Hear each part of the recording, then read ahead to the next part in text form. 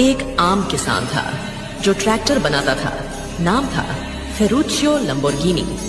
उसके पास एक Ferrari car थी, लेकिन वो कार बार बार खराब होती थी। एक दिन लंबोर्गिनी फेरारी के मालिक से मिला और बोला, तुम्हारी कार में कुछ सुधार करने चाहिए।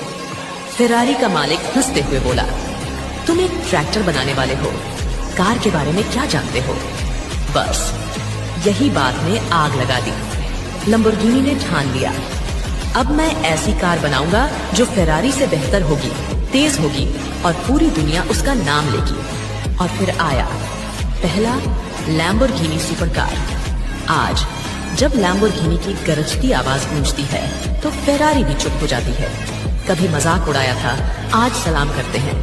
ये सिर्फ कार नहीं है, ये एक बदला है।